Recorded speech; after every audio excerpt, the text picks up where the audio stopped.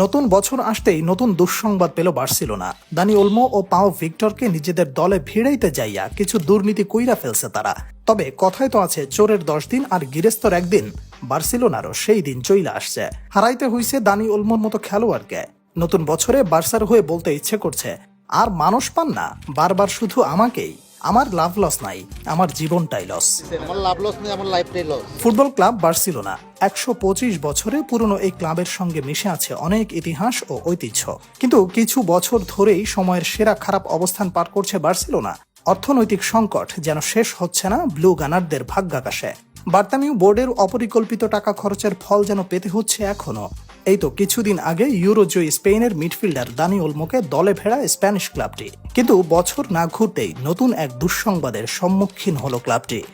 লা লিগার financial fair play rule অনুযায়ী প্রতিটি ক্লাব তাদের আয় ও ব্যয়ের হিসেবের উপর প্লেয়ার কিনতে পারবে এবং লা লিগায় রেজিস্ট্রেশন করাতে পারবে।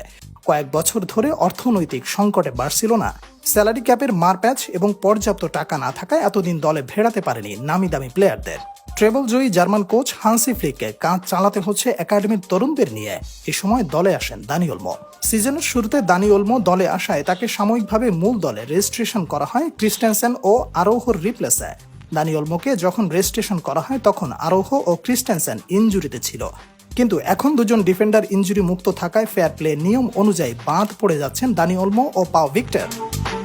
বার্সেলোনার জন্য নতুন বছরে এর থেকে বড় দুঃসংবাদ আর হতে পারে না। বার্সার কুইক পজিশনাল কাউন্টার প্লেইং স্টাইলে দানি ওলমো একজন কি প্লেয়ার। এছাড়া সুপার সাব হিসেবে খেলার মোড় ঘুরিয়ে দিতে পারে এই স্প্যানিশ অ্যাটাকিং মিডফিল্ডার।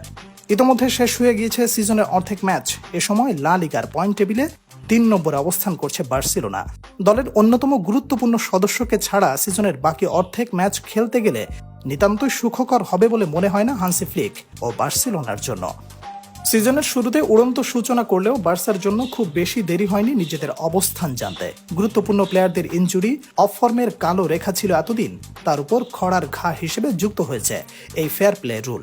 প্রতি বছর আসলেই দেখা যায় বার্সেলোনা ও লা লিগার এই কোন্দল। লা লিগা দানি ওলমো ও পাও ভিক্টরের রেজিস্ট্রেশনের আপিল বাতিল করলেও এ বিষয়ে বহু দূর পানি গড়ানোর সুযোগ রয়েছে স্প্যানিশ ক্লাবটির। পরবর্তীতে বিষয়টি সুরাহা করার জন্য স্প্যানিশ ফুটবল ফেডারেশনের সাথে বসতে হবে টিম বার্সেলোনা বোর্ডকে। বিভিন্ন সোর্স অনুযায়ী দানি ওলমোকে রাখতে স্টেডিয়ামের ভিআইপি বক্স বিক্রির সিদ্ধান্ত নিয়েছে বার্সেলোনা। প্রিয় দর্শক, বার্সার এই ক্রান্তিলগ্ন কবে শেষ হবে বলে মনে হয়?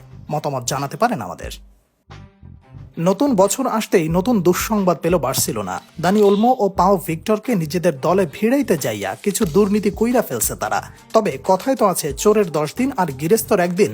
বার্সেলোনারও সেই দিন চইলা আসছে। হারাইতে হইছে দানি ওলমোর মতো খেলোয়াড়কে। নতুন বছরে বার্সার হয়ে বলতে ইচ্ছে করছে, আর মানুষ পান না, বারবার শুধু আমাকেই। আমার লাভ লস নাই, আমার জীবনটাই লস।